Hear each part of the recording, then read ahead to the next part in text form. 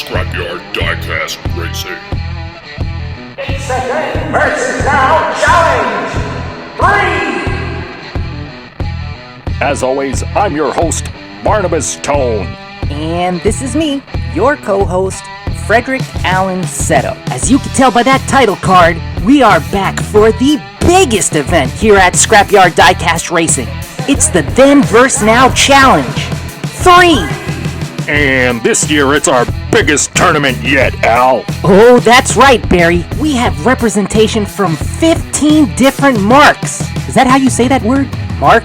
Is it Marquis? Marquet?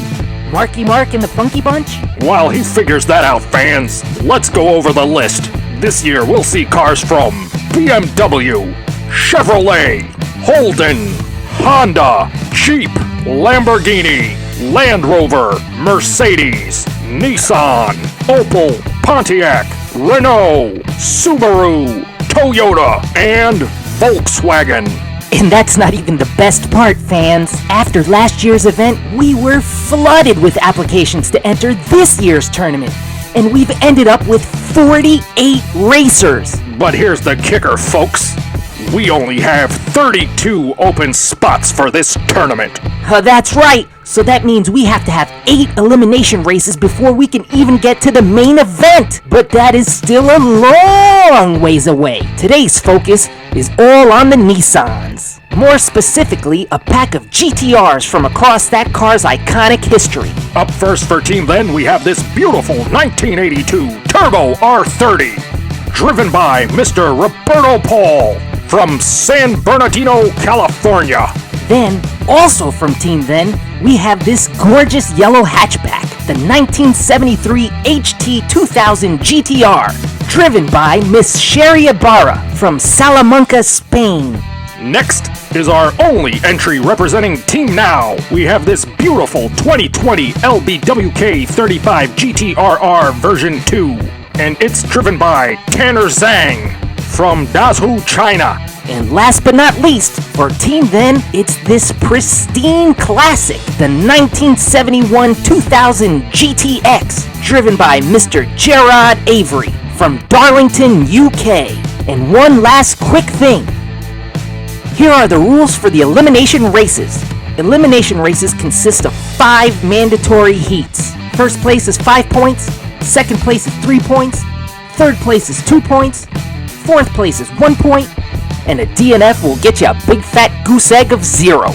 And you can make it across the line any way possible. On your wheels is preferable, but you can make it on your hood, backwards, upside down, being pushed, on somebody else's roof. It doesn't matter, just as long as you get across the line. And this is not a timed event. We're a junkyard. We're lucky we have a working coffee machine.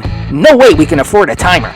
And only the top 2 point scorers will advance to the actual tournament for a chance to represent their car brand and Team Then or Team Now. Now let's get to the part you're all here for. Let's get this race started. Here we are at the Guillotine Gate. In the front line we have Tanner Zhang in the 2020 GTRR in lane 1, and Roberto Paul in the Turbo R30 is in lane 2. Then, in the back row we have Sherry's hatchback in lane 3, and Gerard's beautiful green classic GTX in lane 4.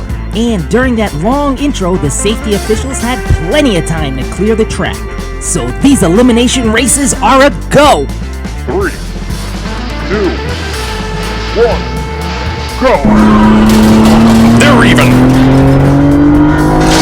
Gerard flips! It's a battle in the corner! Gerard is out! What a pass! The clunkers go over! R30 spins into the camera! Everyone else falls short! Wow! What an awesome way to kick off this event, Barry. As soon as the Guillotine Gate goes up, all 4 of those cars fly off the line. Then you can see Tanner immediately cuts in with the blue GTRR, and Miss Ibarra right behind him follows suit and cuts in as well. And what's great is you can see how tight of a formation they kept coming down Nevada. They look like a squadron of Blue Angel fighter jets. but they had a hard introduction to the Scrapyard's bottleneck. No one more so than Gerard in the green GTX. He immediately goes over. Then we can see how hard they are battling for position coming into Carmine Corner. They even give a few trucks from the safety crew an introductory love tap. And poor Gerard, with no hope of getting that GTX back over on its wheels, comes to a screeching halt dead center of that turn. Meanwhile, race leader Tanner Zhang now finds himself on his roof, and Roberto seizes the moment and makes a fast pass. But somehow, Tanner, while on his roof, manages to block and send Roberto spinning. Plus, while trying to avoid all the wreckage, Sherry in the yellow HT hits the handbrake and ends up going into our big rig and then ricocheting into the clunkers, sending them over the edge and herself tumbling down the hill. Then Roberto taps the inside wall coming down the boulevard, and that sends him spinning even more wildly out of control and into our finish line camera as he crosses the line. And we can just catch a peek at how the blue GTRR and yellow HT both come to a screeching halt on their roofs. Well, after our first race, only Roberto Paul scores 5 points for a first place spin across the line. And since everyone else finished this heat sunny side up, they get a big fat goose egg 0. It's Heat 2 and we're back at the gate. We have points leader Roberto Paul in the pole position. And to his right, it's the green GTX in lane 2. In the back, this time we have Mr. Zhang's blue GTRR in lane 3. And Sherry's hatchback moves over 1 spot to lane 4. 3, 2, 1, go! Sherry falls behind. The hatchback struggles through the bottleneck. Colossal crash in Carmine Corner. Zhang works hard to get around. It's gonna be close. Again, into the camera. I can just barely make out that the green GTX made it across.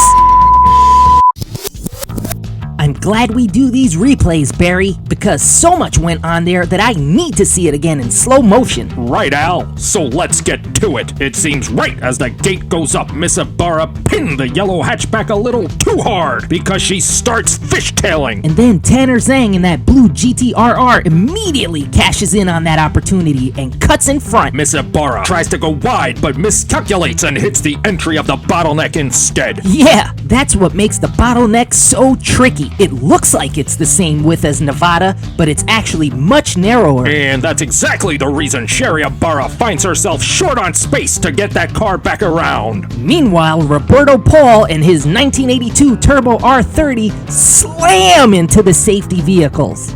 And they all go crashing into the yellow jacket. Actually, I think the safety crew were setting up some kind of preventatory blockade to keep Wild Bob from taking off. Because we all know, if they had scratched that whirlybird, Wild Bob would make sure those drivers were eliminated permanently. Well, whatever it was, Roberto probably thought he could breathe a sigh of relief, but then wham! He ends up getting rear-ended by Sherry, who was trailing far behind.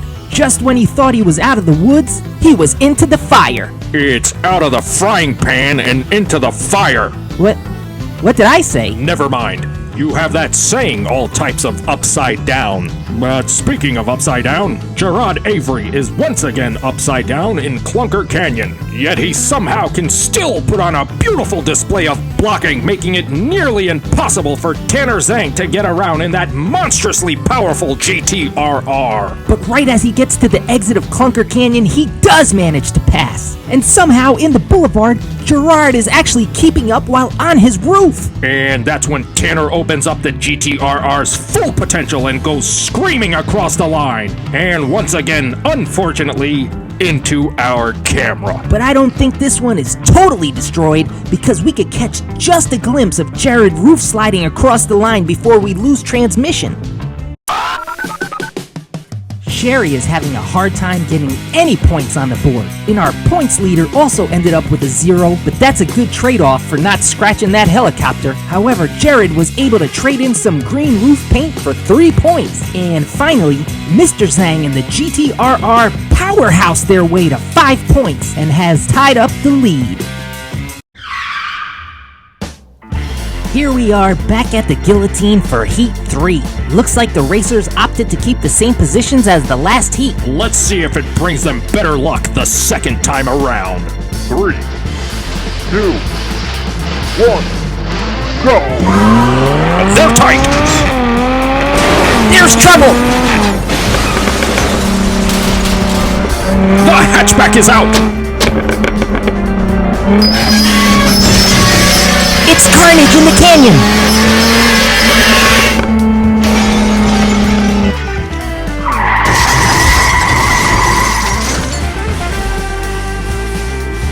They all fall short! This one is all over! Well, Barry, it looks like second time was not the charm. Apparently not, Al. Let's see where it all went wrong. Coming down Nevada, Miss Ibarra and her yellow hatchback do a beautiful pit maneuver, sending Mr. Zhang in that blue GTRR spinning into the bottleneck.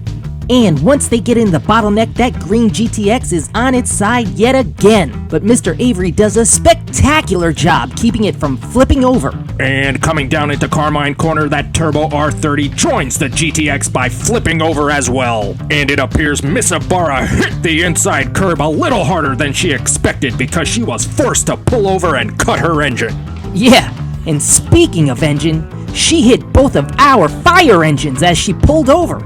I don't think the safety crew is going to be too happy about that. Someone else who must have not been happy was Mr. Tanner Zhang in the blue GTRR, because even though he was in reverse, he could not steer around the green GTX. And it's like even a few of the clunkers wanted to get in on the roof slide racing action. And then while coming down the boulevard, seeing that Tanner is trying to pass Mr. Gerard Avery, sends his green GTX rolling, preventing that blue GTRR from overtaking. Mr. Avery may not have crossed the line, but he put on a very impressive display of blocking while roof side down. And while that was an impressive display of driving by Mr. Avery, it was a very unimpressive display of scoring. It's 4 zeros across the board, keeping everyone in the same exact position point-wise. It's Heat 4, and here we are at the guillotine gate once again. At this point in the race, the time for playing around is over. These racers better start making some moves if they're hoping to stay in this competition. Maybe with this new lineup, we'll get some results. Up front and in the pole position for the first time is Miss Sherry Ibarra in that yellow hatchback. And to her right in lane 2 is the horsepower monster, the blue GTRR. And behind them in lane 3, it's Roberto Paul in the Turbo R30. And finally in lane 4, it's Gerard Avery in the green GTX. 3, 2, 1, go! And they're off! Whoa, big flip! It's another wreck in the corner! Tanner Zhang in the lead.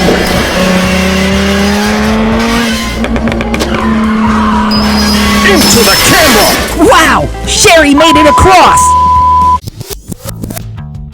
Well, that spiced things up, Barry. We got a nice, strong, clean start coming out of the guillotine. And they keep it clean coming down Nevada.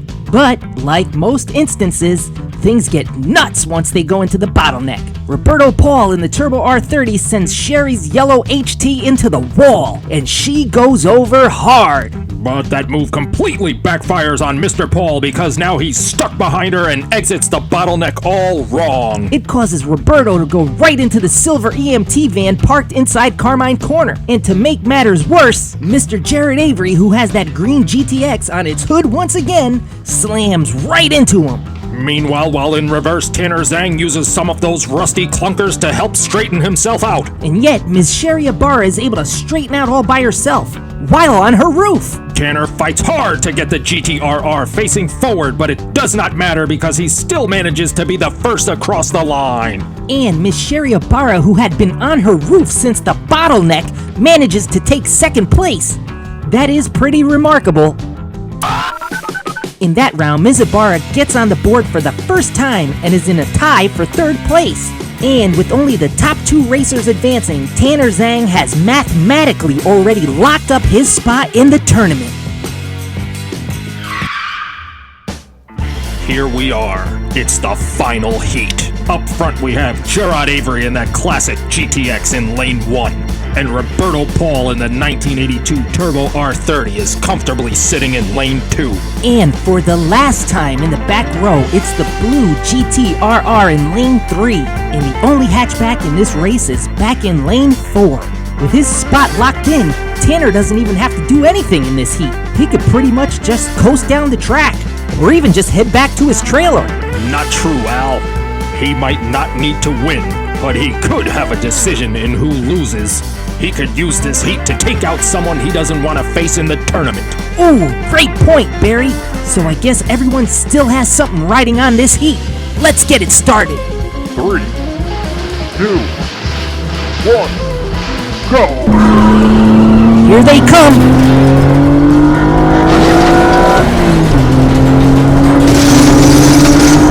Ibarra is out! R30 huge lead. He crosses the line! So does Tanner. Avery spins to a halt! Let's break it all down, Barry. Again, a nice, strong, clean start coming out of the guillotine. But heading down Nevada, knowing it's all on the line, Miss Ibarra goes for a risky pit maneuver and tries to take out the point leader. And that sends the blue GTRR spinning, which in turn causes him to hit the green GTX and once again put poor Gerard Avery on his roof. Meanwhile, Roberto Paul uses all that commotion to start opening up his lead in Carmine Corner. And once again, the yellow hatchback shuts off its engines as it goes into our engines. Then Roberto Paul's lead becomes untouchable because he's exiting Clunker Canyon before anyone else has even entered it. But that fact isn't going to get in Tanner Zhang's way because he finally manages to get around Jared's GTX and goes full throttle in that blue GTRR. Then Roberto's Turbo R30 has gained so much velocity he needs our finish line cam to help slow himself down. Tanner seems to follow along and further damage our equipment. And while he was unable to cross the line, Jared decides he's still gonna treat the fans to some inverted donuts. What a showman. And Roberto scores 5 big points with the huge lead he had at the end. And speaking of leads, Tanner's second place finish just adds to his overall points lead. Looking at the final tally, it's Tanner's blue GTRR in first, and Roberto's 1982 Turbo R30 in second. Tanner Zhang locked up his entry into the tournament early on, and he's tonight's overall winner. And Roberto Paul quietly snuck his way into second place by winning the first and last heats. Also, while she put on a valiant effort, Sherry Ibarra's toughest opponent tonight seemed to be getting around Carmine Corner. Finally, Jared was tied last in points, but he is definitely first in points for spectacle. He put on quite a show. Honestly, I have no idea how he keeps such a classic car in showroom condition when he spends more time on his roof than on his wheels.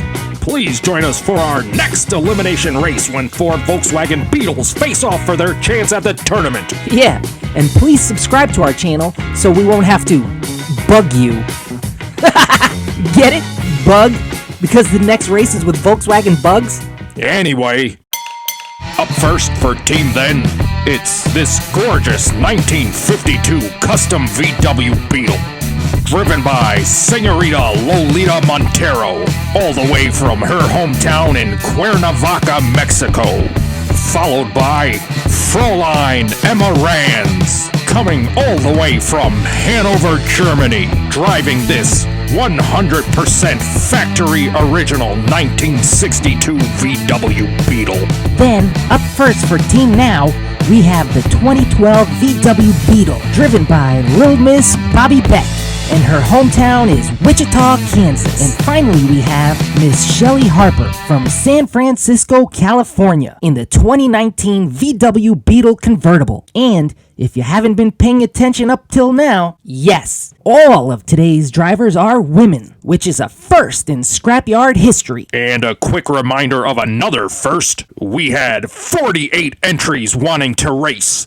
but we only have 32 spots in the tournament. That's why we are having these 8 elimination races. And what's not a first is the winner of this tournament will have to face and beat the 2-year reigning champion, the Bear, to be crowned the grand champion and greatest car of all time. Now, let's get to the part you're all here for. Let's get this race started. Here we are at the Guillotine Gate for Heat 1. In the front line we have Lolita and the 52 Custom in Lane 1, and Emma Rands driving her classic 62 in Lane 2. Then, in the back row, we have the Kansas homecoming queen, Bobby Beck, in the 2012 in Lane 3. And finally, Ms. Shelley Harper in the 2019 convertible is in Lane 4. And while the safety officials are doing their last-minute safety checks, here's a quick look at the race rules. Every elimination race consists of 5 heats. First place is 5 points, second place is 3 points, third place is 2 points, fourth place 1 point, a DNF is a big fat 0 points. And you can make it across the line any way possible. Upside down, being pushed, backwards, it doesn't matter. Just get across the finish line. And as always here at the Scrapyard, this is not a timed event. And a reminder, only the top 2 point scorers at the end of 5 heats will advance to the actual tournament. Everyone else is sent packing with a one-way bus ticket back home. The safety officials have given us the thumbs up to get this show on the road. We are a go. 3, 2, 1, go! Here they go. Oh no! Shelley is off track. Kansas is out! It's chaos in the canyon. They all spin! Into the camera. Wait, we still have an image. Nope, never mind. Yep. Okay, I'll let everyone know. Thanks. What is it, Al? It was news about Shelley. Is she okay? She let out quite the scream. She broke her heel. Ouch!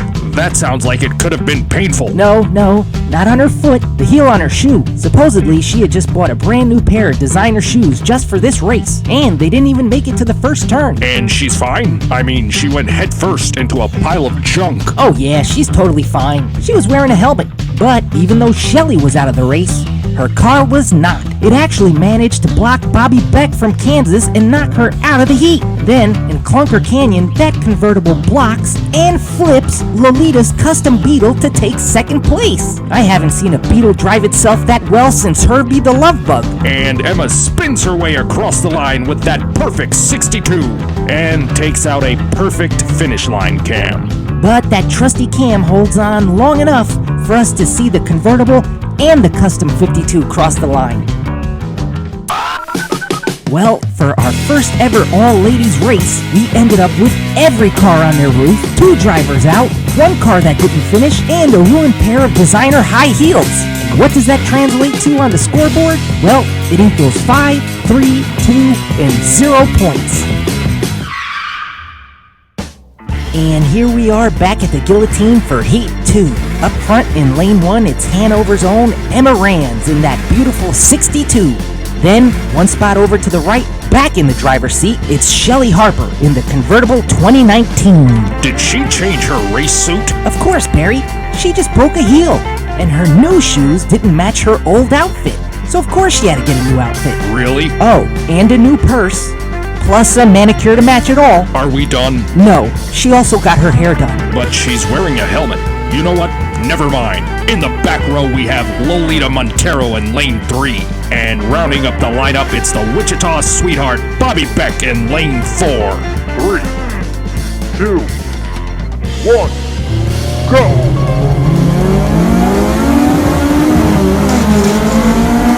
They flipped! What was that? Oh my god! Shelley is out again! What? A flash thunderstorm? This one is all over. Barry, that one left me dizzy. I need to see it again. In very, very slow motion. I still don't know what the heck we just watched, Barry. Like a million things just happened. So let's take it from the top. Things start out normal with a nice clean launch out of the Guillotine Gate. And the ladies keep a nice tight grouping coming down Nevada. And then Emma in the 62 and Shelly flip again in the bottleneck. But miraculously, Shelly manages to stay in her car. And then we get what I thought was a technical glitch, but now I know it was electrical interference from that out-of-nowhere freak storm. And speaking of freak events, all four ladies had their cars shiny side down in Carmine Corner. And Shelly is once again ejected from her convertible and lets out another scream. At least she didn't land in a pile of junk this time. Do we know if she's okay? It was a nail. Ouch! She landed on a nail? Wow, that must have really hurt. No, Barry, she broke a nail. And like I said in the starting gate, she had just gotten them done. Moving on. Once we were in Clunker Canyon, we have a full-on deluge, and a bolt of lightning actually strikes Emma's 62, causing it to flip back on its wheels. That is definitely a scrapyard first, Barry. Al, that might be a history first, because I've never seen anything like that in all my years of broadcasting. You've seen a lot of storms in your day, especially when you helped your younger brother get all those animals on the ark. And now this heat truly does have everything. Because you've ended this heat with a DNF. Don't you mean the ladies did not finish DNF? No, I mean your jokes are a DNF, as in definitely not funny. Hey! And unfortunately, Al was right. With all four ladies unable to cross the line, it's zeros for everyone. And that keeps our overall scores exactly the same. And here we are back at the Guillotine Gate for Heat 3. Looks like the weather cleared up during that last replay, so hopefully it's sunny skies for the rest of the race. Hopefully the only thing carrying over from the last heat is the starting positions. And since during the replay the safety officials have squeegeed all the rain off the track, we could get right to the countdown. 3, 2, 1, go!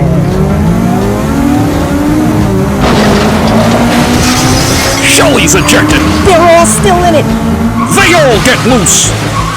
Whoa, watch out! And there goes another camera. Well, no breaks in that heat, Barry. What are you talking about, Al? This is now our second finish line cam that has been destroyed in this race. Camera? No, I was talking about Shelly's nails or shoes. All those things made it through just fine, even though she herself was ejected from her car once again in the bottleneck. And for the first time, all four ladies make it through Carmine Corner. Well, 3 drivers and all 4 cars to be precise. And in Clunker Canyon, Emma was about to lose it, but uses the clunkers to stay on track and in the lead. But coming down the boulevard full speed in reverse is just more than that 62 Beetle can handle. That classic car is known for its iconic looks, not its brakes. And into the camera she goes. But she did try to use the safety rocks at the end to slow herself down. Meanwhile, we could just catch a glimpse of Lolita's Custom 52 coming in second place, and Bobby's yellow 2012 coming in third. And even though the camera cut out, the safety officials have informed us that Shelly's driverless convertible hit the wall halfway down the boulevard and did not cross the line. And with that calamitous end, we have Emma gaining 5 points for first, Lolita with 3 points for second. Bobby Beck finally gets across the line and picks up 2 points for third. And since neither Shelly, her car, or her shoes made it across the line in this heat, she gets 0 points. And after this heat, while it's still anyone's game, Emma Rands of Germany is building quite a comfortable lead. Here we are. Heat 4, and the way this race is going, I have no idea even what to say. Well, I do. In the pole position for the first time is Shelly Harper in the 2019 convertible. Let's hope she's buckled up this time. 1 spot to her right is the Midwestern Belle, Bobby Beck, in the 2012. She's had trouble crossing the line thus far. Let's see if her luck turns around in this heat. Then, in the back row, we have points leader Emma Rands in her pristine 62 Beetle. And finally, in lane 4 is Senorita Lolita Montero in that meticulously custom-built 1952 Beetle. Thanks, Barry. Now that I've picked my jaw up off the ground, I think I'm ready to see whatever this heat has to bring.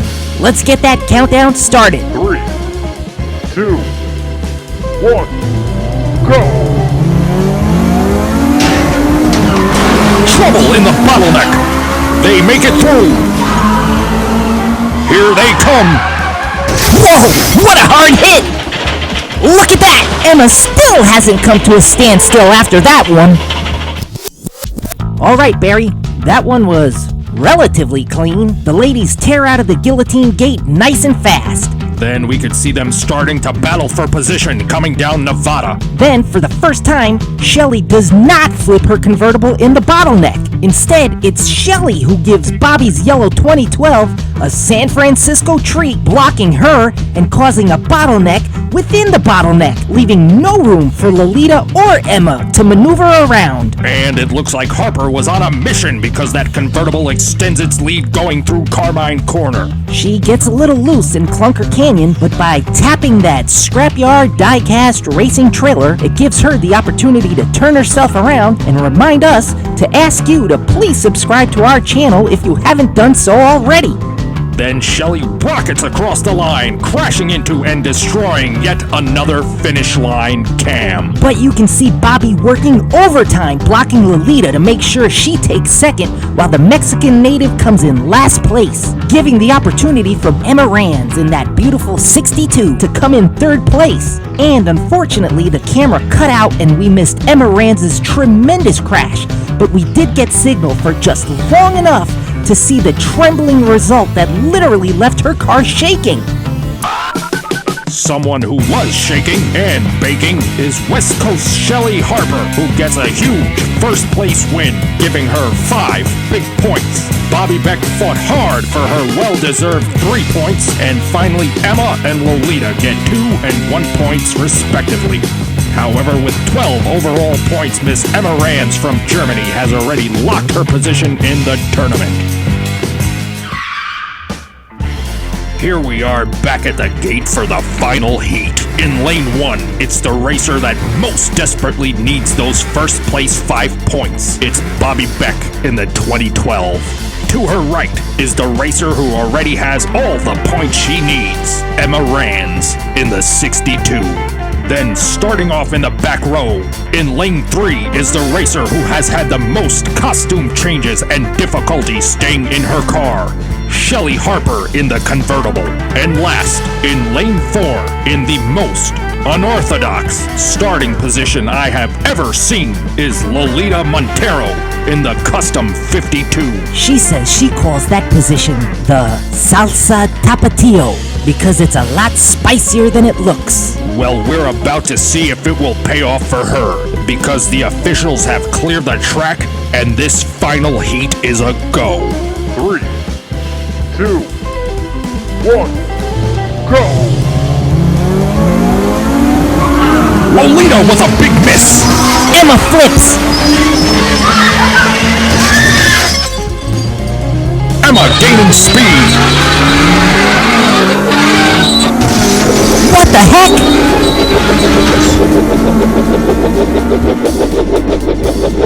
Emma still hasn't come to a standstill again. She's still spinning.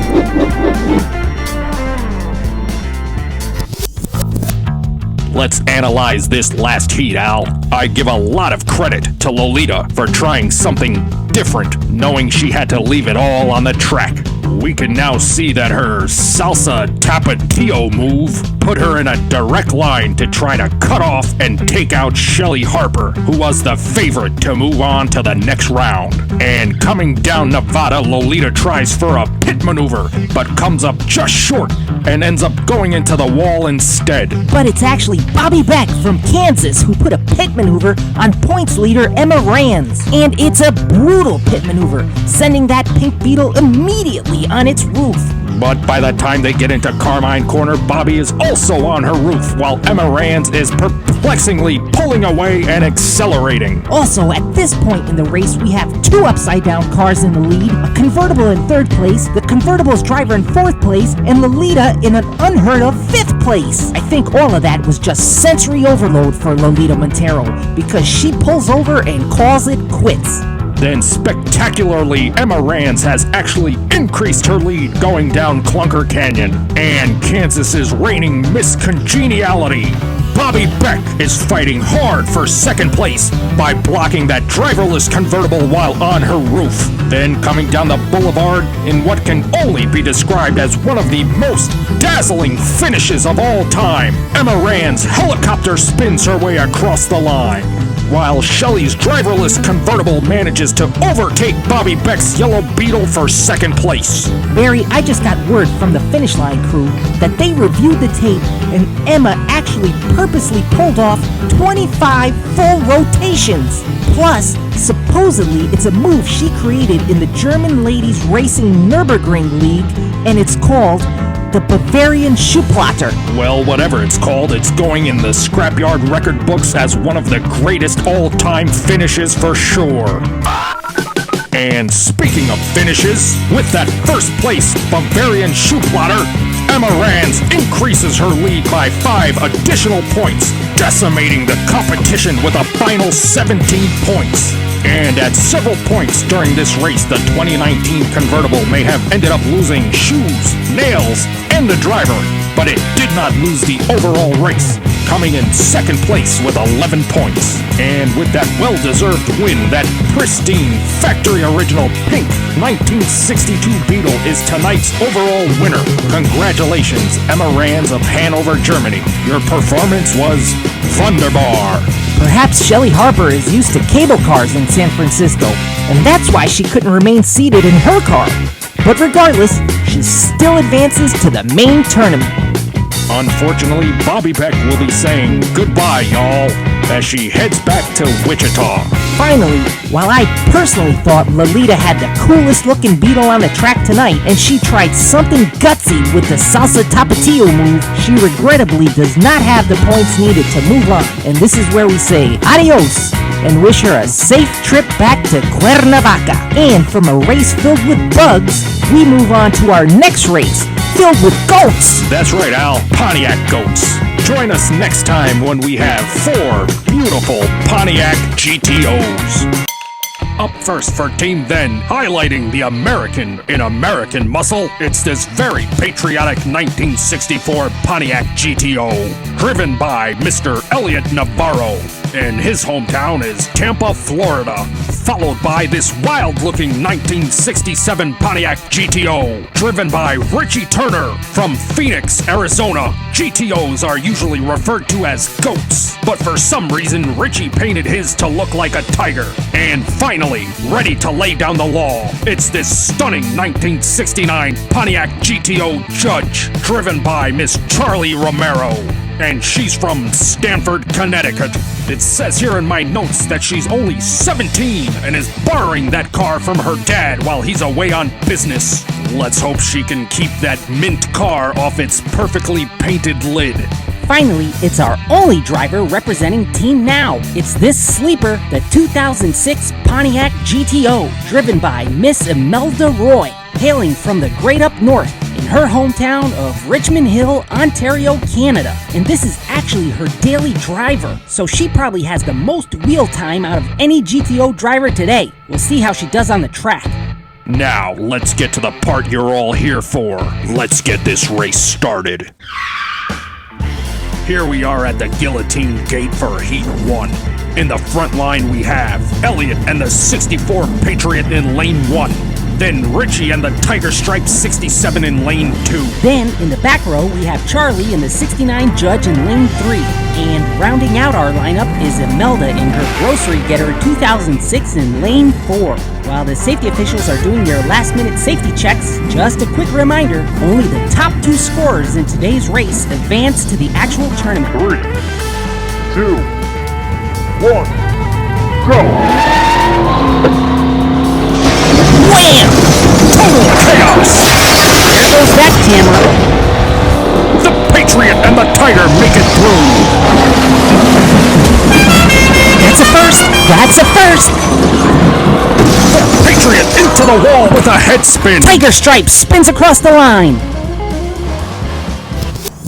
Wow, Barry, something so awesome just happened. I don't even know if the fans noticed that it happened so fast, but yet it was so awesome. Yes, I saw it. Let's take it one step at a time. As we can see, all 4 of these muscle cars go ripping off the line. Then, coming down Nevada, Miss Imelda Roy in her 2006 sends that Tiger Stripe 67 slamming into the wall right before they go into the bottleneck. Meanwhile, the Patriot is trying hard to keep that 64's wheels on the ground. Charlie, still trying to keep the scuffs off Daddy's car, ends up in reverse and goes full speed into the bottleneck cam. And Imelda's 2006 also does a Jack and Jill and goes tumbling after. And the bottleneck cam doesn't get destroyed. It gets obliterated. I mean, just check it out, Barry. As the Patriot and the now in-reverse Tiger make it around Carmine Corner, you can see the whole track shake as Charlie and Imelda went off track, taking the bottleneck cam with them. And all that ruckus must have startled the 64 Patriot because he loses control and goes into the clunkers. And I'm thrilled that he did, Barry, because that caused a scrapyard first. As 2 loose clunkers get on the track, that orange Tiger Stripes uses one of those cars as a ramp and launches over them. He even blew his horn as he did. I bet that's the first time an orange muscle car has ever done that on TV. Ha! You kids today. Obviously, you have no idea what good TV is. Anyway, the Patriot comes spinning his way down the length of the boulevard and slams hard into the safety wall I had installed to protect the camera, resulting in an awe-inspiring head spin. Did you just say safety wall? Listen, Al, if you can have safety rocks, I can build a wall. And it worked. For once, we didn't lose the finish line cam. Well, the same can't be said about the bottleneck cam. You're gonna build a wall around that one too? How's about I build a wall between you and your microphone? With the Patriot and the Orange Tiger finishing first and second, they get 5 and 3 points respectively. Charlie Romero gets no points for that race, taking out our camera. And while Imelda Roy may have the most wheel time in her 2006, so far she's actually traveled the least on our track. We are back at the Guillotine Gate for Heat 2. This time in the pole position, it's Richie Turner in that orange Tiger. One spot to his right is Canada's own Imelda Roy in the 2006. Then for the back row, in lane 3 we have Elliot Navarro in the 64 Patriot. Then finally in lane 4, it's Charlie Romero in her dad's 69 Judge. And you know what? I gotta say, for being only 17, flying off the track, and taking out a camera tower, that car doesn't look too bad. I'm telling you, a little touch-up paint covers everything. 3, 2, 1, go!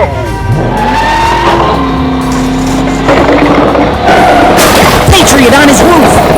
Oh, Canada takes the lead! The Patriot's still on his roof! Imelda Roy across the line! Ha! And into the camera! No, it's back on! The Patriot spins to a halt! This one is all over. Can we just talk about the job my wall did protecting that finish line cam? What happened to Mr. One Step at a Time? Can we focus, please? We have a nice, tight formation coming down Nevada with the back row trying to get around. And Charlie's 69 Judge and the inverted Patriot do get around, forcing the Tiger, which was in the pole position, all the way back into 4th. But the Judge and the Tiger both go off track at the exit of the bottleneck, just past the camera. As a result, the Canadian increases her lead while the Patriot desperately struggles to get that 64 back on its wheels. Furthermore, Imelda in that 2006 drifts into reverse. I think she did it so she could get a better view of that upside-down Patriot going into Clunker Canyon. And I don't think she was disappointed, Al, because he goes hurling into those clunkers. Well, speaking of disappointed, I'm sure you were once you saw Imelda Roy crash into your safety wall. While she knocked out the signal temporarily, it wasn't enough because we came back online just in time to see the Patriot run out of forward momentum and backspin his way to a stop. The 2006 was the only car to cross the line, so Miss Roy is the only one to get points in this round. tying her in first place with the Patriot. We are back at the Guillotine Gate for Heat 3. This time we have the ladies up front, with Imelda Roy in the pole position, and Charlie Romero in her dad's judge in lane 2. Then for the back row, we have the Orange Tiger in lane 3 and the Patriot in lane 4. 3, 2, 1, go! Brutality in the bottleneck! Big wreck in the corner! Charlie goes off the cliff! Imelda Roy across again, but she can't get over my wall. The finish line cam is saved again. Barry, the replay? Oh yes, of course. You can see how they all get into a nice tight grouping once the Guillotine Gate goes up, and they keep it clean coming down Nevada. But it becomes total mayhem in the bottleneck. At no point did all 4 cars have all 16 tires on the ground. And things go bonkers in the corner because the Patriot completely takes out the yellow rescue truck, sending it into the EMT van, the forklift, and the street sweeper. And look how they all just stop millimeters from the yellow jacket. Well, Patriot or not, that fella would have seen how quick the Yellow Jacket can go from rescue to attack mode had even a whisker landed on my whirlybird. Speaking of landings, it's Charlie Romero who has a horrible one in Clunker Canyon. I have no idea how she's going to explain all this damage to her father when he gets home. Plus, look at the way Miss Imelda Roy drifts that 2006 across the line for her second in a row win. I don't think she was drifting as much as she was trying to avoid my big, beautiful wall, which I may add is doing its job perfectly because so far we haven't lost any finish line cams. Well, who did lose was every driver not named Miss Imelda Roy because she just scored her second in a row win, putting her way out in first place overall. Heat 4. In the pole position for the first time, Charlie Romero in the no longer showroom condition 69 Judge. Then to her right, in lane 2, it's Elliot Navarro in the Patriot. And in the back row, in lane 3, it's our points leader, Ms. Imelda Roy in the 2006. And finally, in lane 4, it's Richie Turner in his orange 67 Tiger. After 2 disappointing heats, the officials have decided not to reset the track and leave things as it is to see what happens. 3, 2, 1, go! Totally smashed! Tiger roof slides! Everyone on their lids! Oh my god! Oh no, Charlie is over again! Patriot goes, oh, my wall! And the finish line cam! I don't know what to say, Barry. Got a nice launch out of the gate, and then after that, everything just went completely nutso. Look at this. Coming down Nevada, Richie Turner gets too close to the wall, and wham! His car launches like it was shot out of a cannon, clear to the opposite wall. Meanwhile, in the bottleneck, everyone blows it on the exit transition, and that sends every single racer on their roof into Carmine Corner. And Miss Imelda Roy and the Tiger call it quits right there. And somehow the Patriot is actually picking up speed through Clunker Canyon. But look at Charlie. She hits that Clunker Camaro so hard she sends it straight up into the air like an Eggo waffle coming out of the toaster. Then the Camaro and Charlie both go over the cliff hard. Then finally in the My bottom. beautiful wall destroyed, and so is the finish line cam, and not to mention the bottleneck cam from Heat 1. This race has gone way over budget. I'm sure to make up for it, Mr. Crane is gonna dock your pay for sure. Wait, my salary?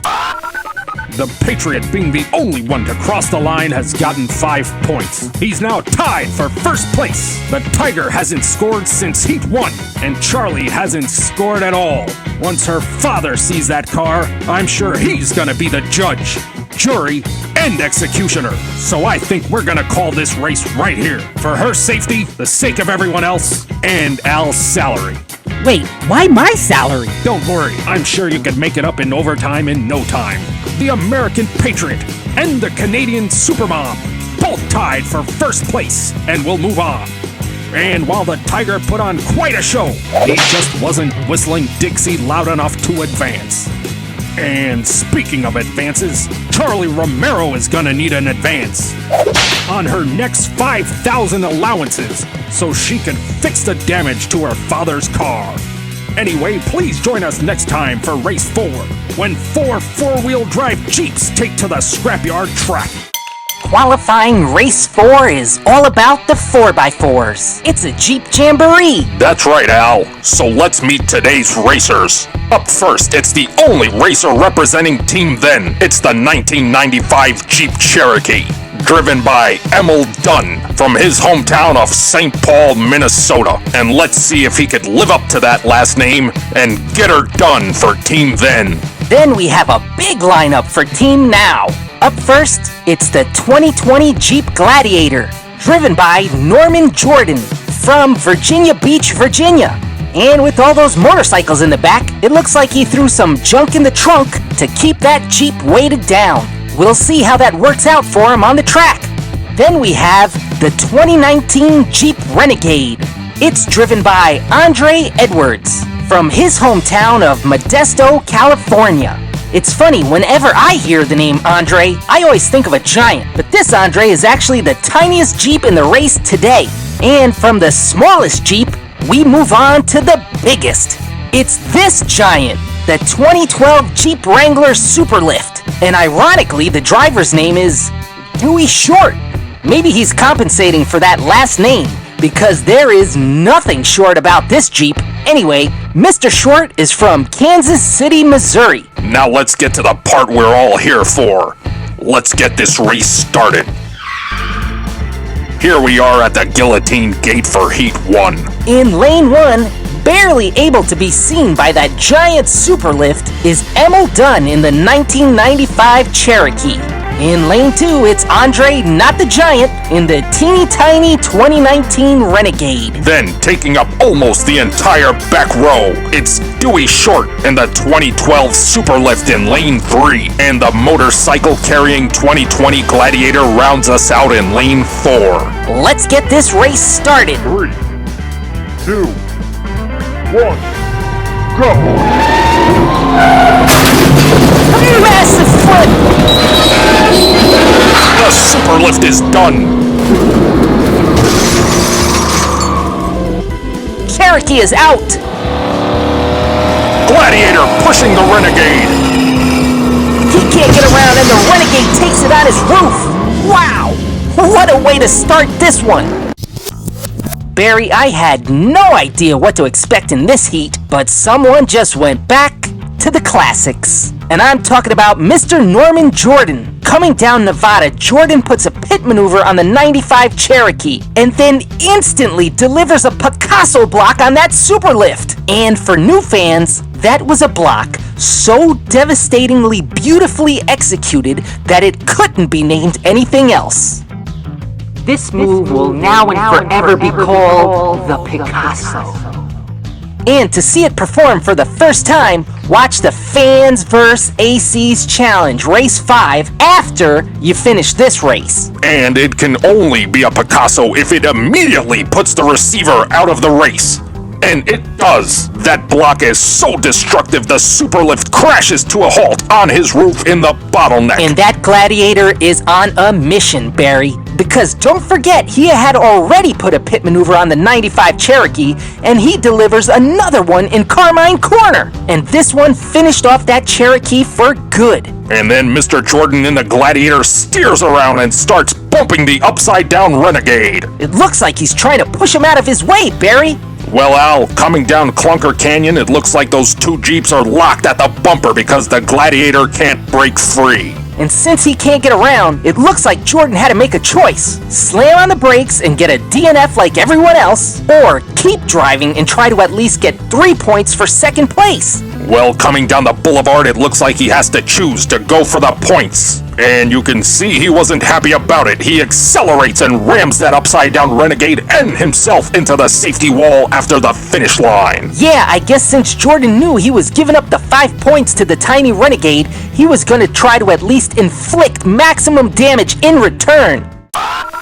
He may have only come in second place, but Norman Jordan in the Gladiator just completely dominated that heat. Plus, he delivered the Picasso block, not seen here in the Scrapyard in a long time. I wish I could give him points for that, but unfortunately he'll have to settle for 3, while Upside Down Andre gets 5.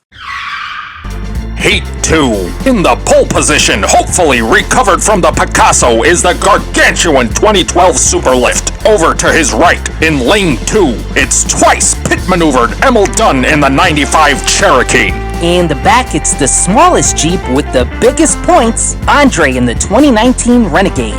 Then finally, in lane 4, it's Mr. Jordan, who should consider renaming his truck from Gladiator to Dominator. Officials have reset the clunkers. We are ready to roll. 3, 2, 1, go!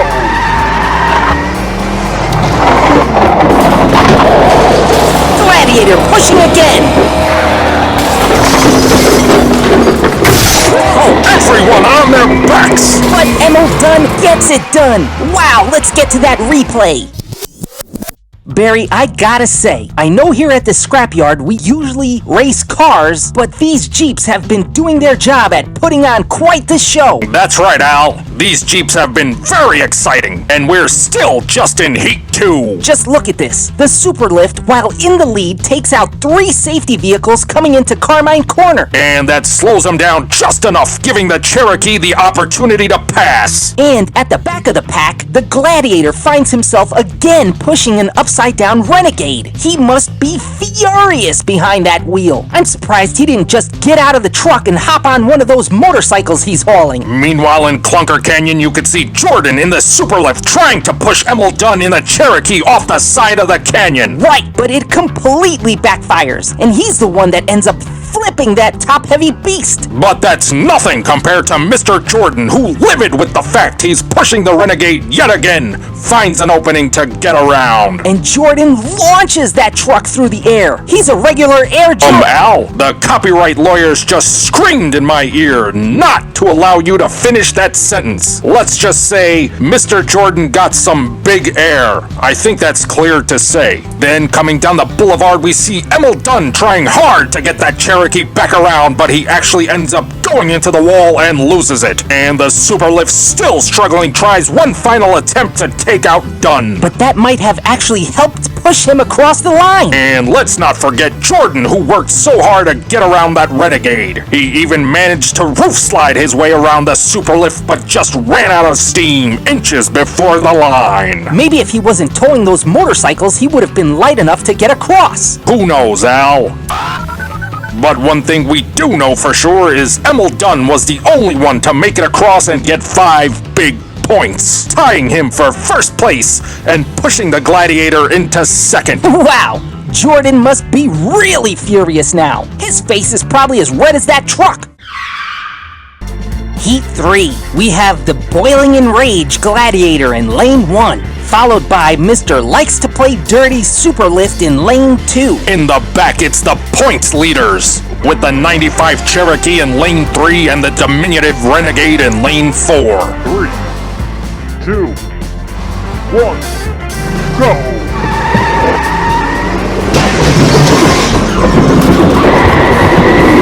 Superlift with a super lead! Cherokee is out!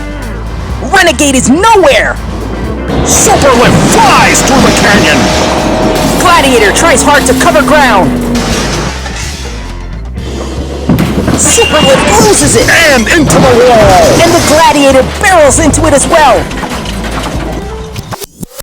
Barry, again, these guys do not fail to massively entertain. In Heat 1, Jordan had pit-maneuvered Emil Dunn's Cherokee twice in the same heat. Now coming down Nevada, it's the Cherokee's chance for revenge. And he blocks him so hard he sends that Gladiator barreling through the air. Jordan didn't even know what hit him. Oh, to be clear to the copyright lawyers, I said barrel rolling through the air, exclamation point, new sentence, Jordan didn't even know. There was a space there. I think you're fine, Al. But who was not fine was Andre in the Renegade because he goes off track coming out of the bottleneck. And Emil Dunn wasn't too far behind because he comes into Carmine Corner perpendicular. He's trying to straighten out, but just rail grinds to a standstill. Then the Superlift rockets through the canyon, sending a few clunkers off the side in his wake. But all that speed is more than that lifted truck can handle, and he eats it halfway down the boulevard and goes belly up. Fortunately for him, he generated enough speed to keep his lead and get him across the line. And the Gladiator, still frustrated by all the obstacles in his way, smashes into the wall again to blow off some steam and cool down. What's not cooling down is our scorecard. The Gladiator gets 5 points for the win, tying himself with the Cherokee and the Renegade. But even though he came in second, his consistent performance has placed the Gladiator in the lead with 6 points. Wow, Barry, this is the closest race we've had in a long time. Heat 4. Former first place holders are up front. Superlift Heat 3 winner is in lane 3, and current first place holder is in lane 4. Let's get this race started. 3, 2, 1, go! They're holding tight! So many backflips! Cherokee is out! Renegade, huge lead!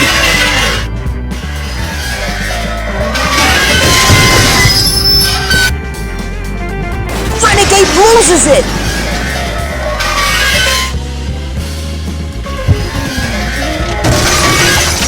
Gladiator and the Superlift also lose it. No one makes it across. Wow!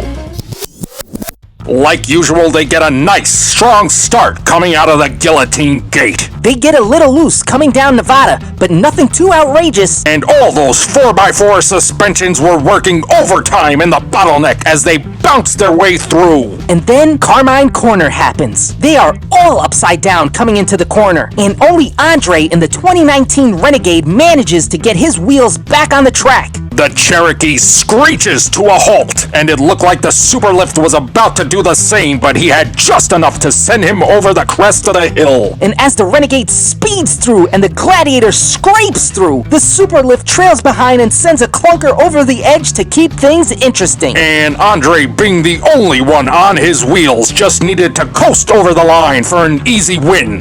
But instead, he collides into the wall, sending that pocket truck flipping to the other side of the track. And yet somehow it landed on his wheels, and when he finally does try to coast over the line, he conks out inches from the finish. And with the Gladiator, they all end up like the Superlift driver's last name.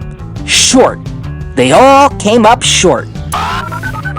So it's zeros all around in this heat. That means there's only 1 point separating first place and the 3 drivers tied for second. Wow, Barry, if only the top 2 point scorers advance, will all 4 move on if there's another 4-way DNF? Al, this is the Scrapyard. You know we'd never make it that simple. Here we are at the guillotine gate for the final heat. Wow, Barry, I'm so excited. Let's just get to the countdown.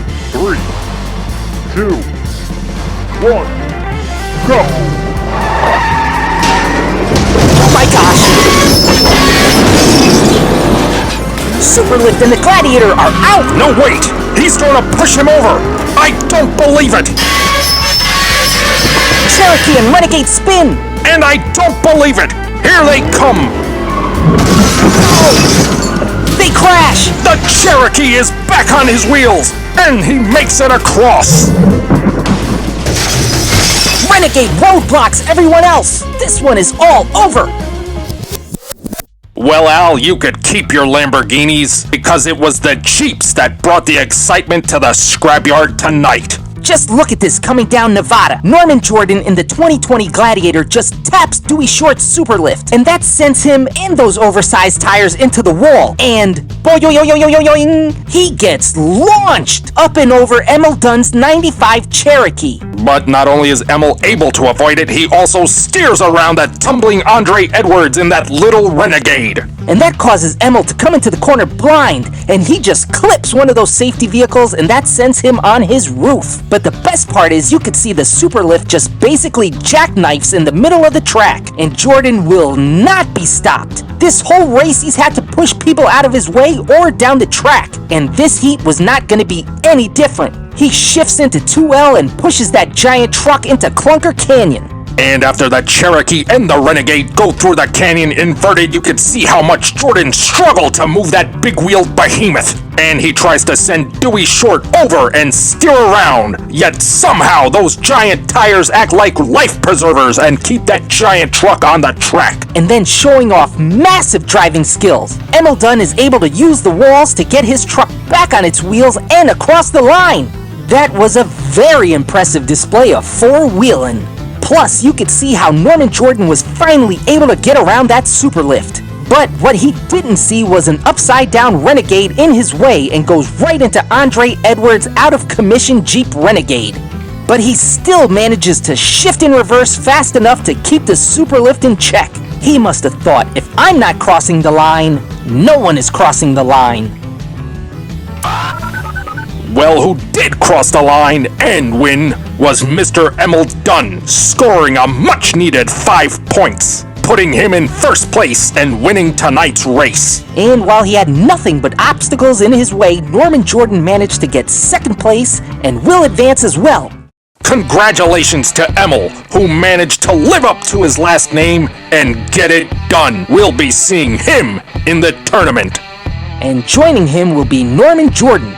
Funny, he showed up hauling 2 motorcycles, but actually ended up towing everyone else down the track. Also, I want to personally thank him for pulling off that beautiful Picasso block. That was definitely the move of the night. Moreover, this is where we say goodbye to Andre Edwards and his 2019 Renegade. That little green Jeep proved you could be small and still provide some big entertainment. And speaking of big, we also have to say goodbye to Dewey Short and his Superlift. And that truck lived up to its name because it was super lifted into space by some of those devastating blocks he received. We hope you'll join us for Race 5 when it's all about Chevrolet's iconic pony car, the Camaro. Qualifying Race 5 is all about Chevy's most famous pony car, the Camaro. That's right, Al. So let's meet today's racers. Up first for Team Then. Hey, what's up with his hood? Does he need a jump start? I think he's proud that his 1967 Camaro RS is a numbers-matching Year 1 car. Numbers matching? You mean like he won the lottery? No, Al. That's not what I mean at all. Anyway, that car is driven by Antonio Ramos from Anaheim, California. Up next, it's the 1981 Camaro Z28, driven by Noah Landry, and his hometown is Shreveport, Louisiana. Wow, those are some serious rims. They don't look numbers matching. Will you stop talking? Team Then is my thing. Moving on. Finally, we have Hayden Bradshaw from Grand Prairie, Texas, in the 1985 Camaro IROC Z. And for Team Now, we only have one competitor, so he really has his work cut out for him today. It's Harrison Duffy in the 2016 Camaro SS from his hometown of Dayton, Ohio. Now, let's get to the part we're all here for, and let's get this race started. Here we are at the Guillotine Gate for Heat 1. And just a quick reminder, these qualifiers are for points. Only the top 2 racers at the end of 5 heats get a spot in the actual tournament. We have the 81 Z28 in lane 1. Joining him up front, it's the IROC Z. And the 67 is in lane 3, and the only member of Team Now is in the last spot in lane 4. The safety officials have cleared the track while we were doing the racer intros, so this race is a go. 3, 2, 1, go! IROC blocks! Whoa, the SS blows it! Z28 lags behind. What the heck was that? 67 goes over. Z28 makes it through.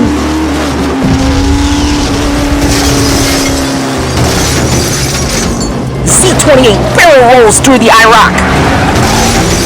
Whoa! To borrow one of your phrases, Barry, That was panda pneumonia. It's pandemonium. that's a word? I thought it was panda pneumonia, because they're endangered species. So when pandas get sick at the zoo, everyone goes crazy. Exactly how many times have you fallen into the compactor, Al? I don't know. I don't remember, but it was a lot. What's that got to do with anything? Oh, it has a lot to do with everything, my friend.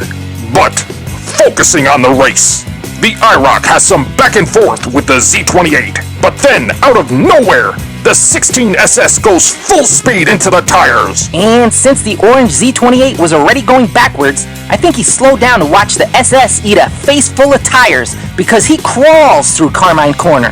And then we go from a crawl to a high jump competition. I mean, what the heck happened there?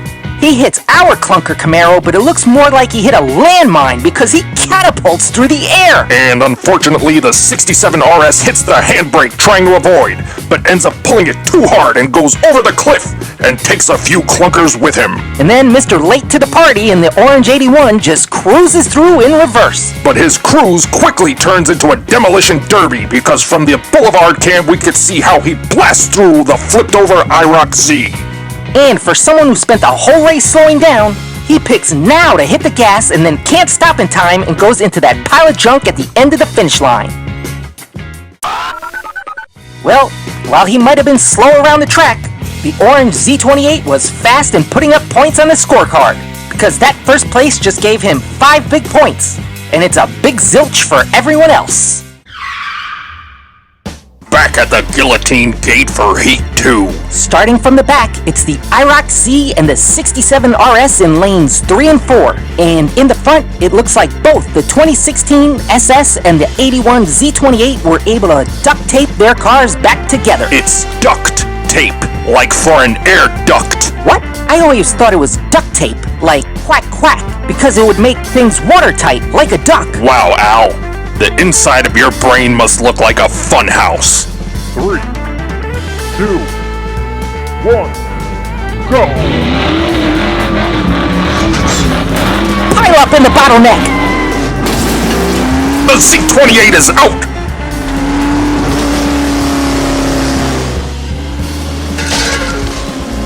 IROC in the lead! But he's into the junk! SS is out! The RS is still in it! Whoa! Wow! 2 more cars into the junk. The 67 RS is gonna need to find some numbers matching duct tape. Let's focus on the replay, Al. There's quite a bit of fender bending coming down Nevada. Then the green SS tries to block the Z28, who tries to use that block to block the 67 RS. And the IROC isn't having any of that and just sails through. And then the 67 goes from being the caboose in a 3-car pileup to delivering a race-ending block to the orange Z28. And for once, all the remaining cars make it through Clunker Canyon without incident. But that quickly changes once we get to the boulevard. The IROC Z goes rocketing across the line and into the junk. And the duct tape, still being fresh on the green 2016 SS, cranks the handbrake to avoid the same fate. However, it seems the 67 RS didn't get that memo, because he follows right behind the IROC. You mean into the IROC? Man, we should start selling duct tape here at the Scrapyard. We'd be loaded. Well, what is getting loaded is our scorecard. With a first and second finish, the IROC and 67 RS make it onto the card, making this race a little tighter. And as the only member of Team Now, the 2016 SS better start making some moves if he hopes to stay alive in this thing. Heat 3. At this point, every car has crashed into the pile of junk. We have the oldest and newest cars up front, and in the rear, it's the Z28 and the IROC Z. 3, 2, 1, go! And they're off! Big wreck into the tires! The IROC is all alone! Can he hold on? Whoa! Well, at least he crashed after the line. What is going on with these Camaros, Barry? Not one has made it across the line without crashing into those junk piles. You're welcome. What are you talking about, Barry? Well, while we've had some close calls with the cameras, none of them have been destroyed. And that's a scrapyard first. So I'm glad I had Wild Bob and the safety crew move all that junk to the finish line. You got Wild Bob in on this? Of course I'm in on it. Mama Hardy didn't raise no dummy. The less cameras that up and get destroyed, the less cleanup me and the safety crew gotta do. So I could just sit here on my porch, enjoying some refreshing grape soda and chocolate-covered donuts, and then catch up on some much-deserved shut-eye. But what about the racers when they wreck? Don't you have to bring them back up to the guillotine gate with the tow trucks? Yep. So isn't that work for the safety crew? Yes, sir. But we gets to charge them for the service. So that's more money left over for grape soda and chocolate donuts. See? I told you I weren't no dummy. And speaking of charge, the IROC Z has just taken charge of this race. He's now in first place with a commanding lead over the orange Z28. Heat 4, and things have really gotten interesting. There's still enough heats where it could be anyone's race. But the IROC Z in lane 1 is sitting pretty with a huge lead in the pole position. 3, 2, 1, go! A tight start. They're still all together. 2 Camaros on their bonnets. The IROC loses it. The SS flies across the line. And into the junk. Wow, Barry. Finally, Team Now will get on the scorecard. Okay, Al, but let's see what happened to all the members of Team Then. It seems like the RS and the Z28 had trouble coming out of the bottleneck because they both go into Carmine Corner upside down, and the RS actually goes into one of our safety vehicles, and that ends the race for both of them. And the IROC, who had a decent lead, ruins it by clipping the tires on the big rig, and that sends him completely across the track. And the Camaro that sent him flying in Heat 1 now saves him from going over the cliff. And that left the track wide open for the Camaro SS, who seized the opportunity by slamming on the gas. And he was so focused on the win, it seems he forgot all about the brakes because he goes full speed into that junk pile. And that's not all. Because he also goes full speed into the scorecard. With his win, he just put Team Now back in the game and has gone from 4th place to tie for 2nd. It's the final heat. It's all on the line. The Z28 in lane 1, who was in first place, now finds himself on shaky ground. The IROC Z in lane 2 at this point is pretty much a lock for the tournament, but this is the scrapyard, and anything can happen. In the back row, it's the RS in lane 3 who needs a win here to move on. And again in lane 4, it's the SS who is also looking to move on as the only member of Team Now. 3, 2, 1, go! Oh no, the gate! 67 falls behind! The Z28 is over! The RS flips! The IROC crosses the line! So does the SS, and the junk hits the camera! Wow, Barry, the guillotine gate malfunctioning seems to be destined for this tournament. If you remember during the Then vs. Now Challenge 2, the gate took out the car we dubbed the Ballerina, and it cost him a win. In fact, I got the video all queued up to show the new fans. Let's check it out. 3, 2, 1, go! Oh my god! Oh my goodness! See, I told you! We need help! Wow, Bob, get the rescue crew out there, stat! I'm on it like gravy on a biscuit! Please show some decorum and cut the commercial! Well, Al, it is called the Guillotine Gate for a reason, and that's why our trusty safety crew is always at a all-hands-on-deck level of readiness. Right, Bob?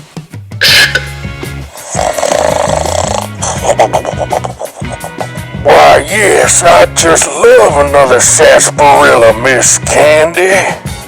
Wait, is he dreaming about Miss Candy? Moving on. Look how the IROC Z goes all out coming down Clunker Canyon, and the SS follows close behind looking for the pass. Then the Z28 loses it and sends one of the clunkers flying straight up into the air. And seemingly not wanting to be left out, the 67 flips and spins and has just enough left in him to send one of the clunks over the edge as well. In the boulevard, it appears the IROC tries to use the wall to slow himself down before the junk pile, but it's no use. He hits it hard enough that the junk shrapnel actually hits the camera, and the SS crashing on the opposite side does the same. And that's more shrapnel than that poor old camera can handle. Yes, it looks like I'll have to have the boys pile up a bigger, heavier junk pile for the next race. Noted. Well, what else is worth noting is the final scorecard. The IROC was already a lock, but by coming in second in this heat, the SS got 3 points, and that just secured his second place finish for the night. In other words, him and Team Now are moving on. The IROC clearly dominated this race, having almost double the points of his next closest competitor. I can't wait to see what he brings to the tournament. The SS had the cards stacked against him, being the only member of Team Now, but he pulled through and is going on to the tournament. The Z28 looked strong with an early win, but he was never able to score again. Unfortunately, his chances end here. And it looks like the 67 can add a 0 to the list of his matching numbers, because he's not going anywhere either. But who is going somewhere is us as we prepare for the next race. So please join us next time when the VTech kicks in, as 4 Honda Civics take to the track in qualifying race 6. We are back for qualifying race 6. That's right, Barry. The VTech has kicked in and we're ready to go. Up first for Team Then, it's this classic 1970 N600, driven by Matthias Rollins from Sonoma, California.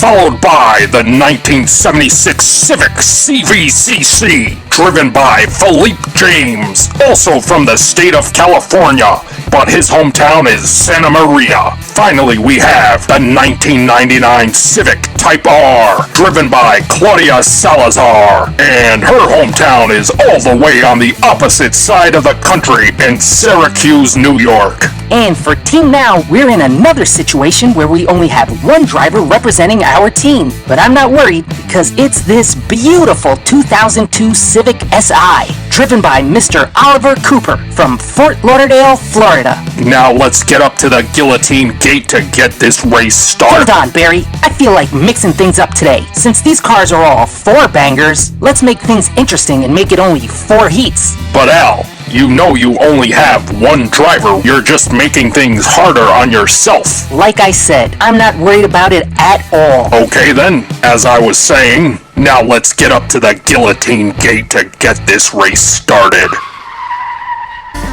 Here we are at the guillotine gate for Heat 1. Up front, Philippe James in the CVCC is in the pole position, and one spot over, it's the SI in lane 2. And in the back, it's the N600 in lane 3. And joining him is Miss Claudia Salazar in lane 4. The safety officials cleared the track while we did the racer intros, so this race is ready to go. 3, 2, 1, go! What? What's going on? Whoa! Oh my goodness! Here it is again! Confusion in the bottleneck! Claudia's Type R stalls out! Brutal! Oh, the camera! SI is still in it! Oh no, watch out! What the heck did we just watch, Barry? It's pandemonium! You're telling me. Look at this. After everyone clears the gate, it fails and comes crashing down. Why does that always happen in this tournament? We don't call it the guillotine gate for nothing. I think Matthias in the N600 might be a psychic, because he preemptively slams on the brakes and loses it coming down Nevada. Barry, let's watch it again. Let's watch it again. Brutal! And it seems like everyone heard the boom by the time they were in the bottleneck, because everyone tries to get out of there as fast as possible. And maybe this being the first time on our track, it was just a little more than Claudia Salazar could handle. because she decides to pull over at the safety station and call it quits. She's obviously never seen Wild Bob pilot the Yellow Jacket because the misnomered safety station is anything but safe. Oh, I heard that, Barry. Now, you taking that back, or by everything that's good, I Yes, swear I'll... moving on. In Clunker Canyon, it's the N600 that loses it early, but it's the CVCC that hits the tank on the big rig and goes flying across the track, taking out one of our precious cameras. Barry, why is it you get so upset when we lose a camera, but you could not care less when the guillotine gate destroys the tarmac on the track? Cameras are equipment. That's paperwork I have to fill out. Blacktop falls under maintenance. That's paperwork Wild Bob can try to figure out with his flip phone and fax machine. Why, that's strike two, you lily-livered yellow belly. Yes, moving on. Finally, coming down the boulevard, the SI's lead allowed him to avoid all the calamity. But he decides to up the calamity level to the extreme by going full speed into the junk piles after the finish line. The SI may be the only member of Team Next on the track today, but he's also the only person across the line. Like I said, I'm not worried about him at all. His paint job, however, is a different story. Heat 2. We have Miss Claudia's Type R in the pole position, and the CVCC in lane 2. And in the back, it's the SI in lane 3. And in lane 4, it's Matthias Rollins in the N600. This race should be ready to go. The safety officials have cleared the track, and more importantly, they've rechained the guillotine gate. 3, 2, 1, go! They're clean down the hill. SI gets loose. 2 Hondas on their roofs. They're both out. Claudia in the lead. SI has a blowout. It startles Claudia. SI on his roof. And they're both out. Wow. Talk about the polar opposite heat. The guillotine thankfully stayed in place. And everyone kept a nice, tight, clean formation coming down Nevada. Yeah, they look like the Blue Angels coming down that hill. Then in the bottleneck, the SI pulls a handbrake slide to try to block both the CVCC and the N600. Not only does the SI pass them both, but he sends them on their roofs, taking them completely out of the race. And the previously jumpy Miss Claudia keeps her head in the game and holds on to the lead. But that all changes once the now in reverse SI has a massive blowout that sends him airborne. Upon hearing that boom, Miss Claudia's hard on the Type R's brakes, sending herself into the wall. And from reverse to on his top, the SI goes into a crazy spin, and they both end up out of commission halfway down the boulevard. Had Miss Claudia not been so jumpy, she probably could have put her car in neutral and just rolled back across the line for a win. But no win equals no points, and everyone gets a 0 in this heat. Heat 3. The SI is in a pretty comfortable position at this point. Team then really has to get into the game and get some points on the scorecard. 3, 2, 1, go! N600 late into the wall. The SI spins. Yes! Everyone is through Carmine Corner. The late CVCC is over. SI goes off the cliff. Claudia into the wall again. N600 in reverse. Oh no, watch out!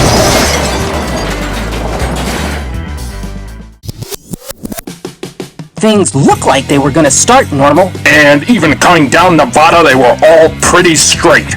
But at the last possible moment, the N600 just clips the wall, and that turns Matthias from roll-ins into spin-ins. Then he spins into Oliver Cooper's SI, and now they're both spinning. And yet somehow everyone was able to make it through Carmine Corner on all 4 wheels. But that wouldn't last for long because Claudia Salazar sideswipes the clunkers, causing a chain reaction. And that causes Philippe James in the CVCC to live up to his name because that car completely Philipped over. While simultaneously, with no clunkers to serve as a buffer, the SI goes off the side of the cliff. And being so far behind by the time the N600 makes it to Clunker Canyon, it's as clear as a Sunday drive around the lakes. Then Claudia once again goes slamming into the wall. Also, Philippe finally stops Philipping halfway down the boulevard. And then the N600 easily steers around and crosses the line. And that tiny car just slips through the junk pile and takes out our finish line cam. While I'll have to fill out some paperwork for that camera, it'll be worth it because the little N600 just put up 5 big points on the scorecard, giving a much-needed win to Team Then. And thanks to my exciting rule change, this is the final heat. Up front in the pole position for the first time is the tiny N600. To his right is Claudia in her Type R. In the back is Philippe in the CVCC. And Oliver Cooper rounds out the pack in lane 4. 3, 2, 1, go! SI misses the block. He's off track! Claudia's on her roof and out! CVCC is out! N600 hard into the big rig. This one is all over. Wow, Barry. Seems like everyone forgot to turn on the VTEC in this heat. In the SI, Oliver Cooper appeared to be setting himself up to take out the CVCC at the opening of the bottleneck. Instead, he totally misses and goes into the wall. He fights that blue SI the whole way through the bottleneck, but it's just too much for him and he goes over the edge. I told you before, I was worried about his paint job. Then, coming into Carmine Corner, both Philippe and Claudia Philippe their cars again, and they are both out. And while the N600 appears to have an easy backwards win, he miscalculates and just nicks the tire on the big rig. And that's enough to send that microcar cartwheeling across the track and into the clunkers. Matthias Rollins is lucky that the clunkers were there, or else he'd also be living up to his last name, and he would be Rollins over that cliff. And it looks like since everyone got goose eggs in this round, the N600 and my boy from Team Next are moving on. Matthias Rollins just proved it's not always the fastest car that wins. Sometimes it's about waiting for your opportunity to make your move. Even if that move is waiting for everyone else to crash first.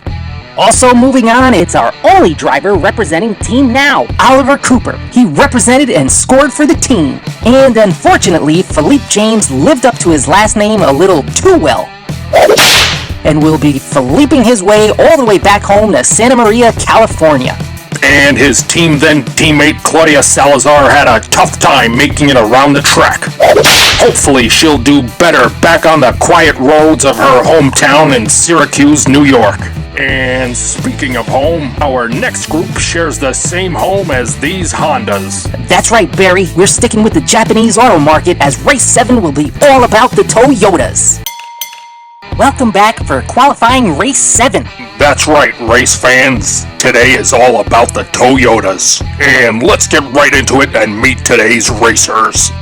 Up first for Team Then, it's this restored classic, the 1967 Toyota 2000 GT, driven by Gabriel Scott from Thousand Oaks, California, followed by this beautiful 1970 Toyota Celica, driven by Ewan Graham, and his hometown is Paradise, Nevada. Finally, we have Benjamin Webb from Columbus, Georgia, driving this rear-engine 1984 Toyota MR2. And for like our third race in a row, Team Now only has one racer, but they've been making it through each time, so I'm not worried. Anyway, here we have the 2020 Toyota Supra, driven by Dexter Hall from Ann Arbor, Michigan. And so the Honda fans don't complain in our comments that I'm playing favorites, we're gonna make this race only 4 heats as well. Okay then, Al, let's get up to the guillotine gate and get this race started. Here we are at the guillotine gate for heat 1 of 4. Up front is Ewan Graham in the Celica. Benjamin Webb's MR2 is in lane 2. Then in the back, it's Team Now's Supra in lane 3. And pretty much sitting on his fender, it's Gabriel Scott's 2000 GT in lane 4. 3, 2, 1, go! And they're off! 2000 gets loose. That sounded terrible. MR2 makes it through the corner. 2000 GT makes it through the wreck but stalls out. MR2 into the clunkers. Whoa! Double whoa! He's on fire! Let's get to that replay. Are we gonna put the fire out? Let's get to that replay. What the heck is happening in these qualifiers, Barry? This isn't called a then versus now cakewalk. It's a challenge. Well, coming down Nevada, the MR2 goes for a late block right at the entrance of the bottleneck. And that block has the most savage delayed effect I've ever seen. It isn't until the very end of the bottleneck where it kicks in and the MR2 sends the Celica and the Supra off track. Off track? Did you hear the sounds they made? They sounded like they went off this plane of existence. And then the MR2 straightens out and takes Carmine Corner at full speed. You're just ignoring me? Is that it? Of course not, Al. Why don't you go ahead and tell us about the 2000 GT? That's not what I meant. But it looks like the 2000 GT miraculously made it through the carnage, but unfortunately couldn't make it through the turn. Then in Clunker Canyon, the MR2 loses it, crashing into the clunkers, bringing this heat to an end. What? No, it doesn't. Are we just forgetting about the flipping over and the catching on fire part? He caught on fire, and probably everyone else needs an ambulance. Why do we even have a safety crew? Let's take a look at that scorecard. Unfortunately, without anyone being able to make it across the line, no one gets any points, and it's zeros all across the board. They don't get any points? We're lucky if they can get back up to the guillotine gate alive. We are back at the gate for Heat 2. I am super impressed how fast these guys were able to patch up their cars. You can't even tell the MR2 was just on fire. That's because it's a Toyota, not a Fiero. But enough chit-chat. Officials have cleared the track. This heat is a go. 3, 2, 1, go! Here they go. Oh no, not again! 2000 GT is on fire! Everyone else stalls out. This one is all over. I just said the 2000 GT is on fire! Let's get to that replay. What is going on? I thought Toyotas were supposed to be the most reliable cars on the planet. I mean, Scotty Kilmer practically has a whole channel dedicated to how reliable Toyotas are. These guys can't even get past the halfway point. I mean, look at this! Again, coming out of the bottleneck, there's a huge accident. This time, it's the MR2 who goes off track, and his driver sounded like it was not pleasant. Plus, the 2000 GT caught on fire, and the safety crew didn't do anything. Now that there's a falsehood, son. I grabbed my bay leaves and my juniper berries. What? Is that slang for some kind of safety equipment? No, it's American. For bay leaves and juniper berries. Everyone knows you can't properly braise ham hocks without bay leaves and juniper berries. Are you saying you had a cookout on top of the 2000 GT? When life gives you a fire, you start grilling. Gentlemen, please, can we get back on track? Do you use garlic in that recipe? And onion, and beef stock, and 3 cinnamon sticks. Barry? Oh, yes, sorry. Unfortunately, no one was able to make it to the finish line, so it's zeros all around. Are you eating? Al, you wouldn't believe the difference adding cinnamon makes. Barry! Sorry. These boys are running out of chances to score. They better turn up the heat if they expect to make it to the tournament. Really, Barry? Really? 2 cars just caught on fire. You literally just ate ham hocks, cooked off of one of them, and you say, turn up the heat? Maybe we should, what we should really do is, Nope, I don't even want to hear it. Just start the countdown. 3, 2, 1, go! 2000 GT blocks! Super pushes through!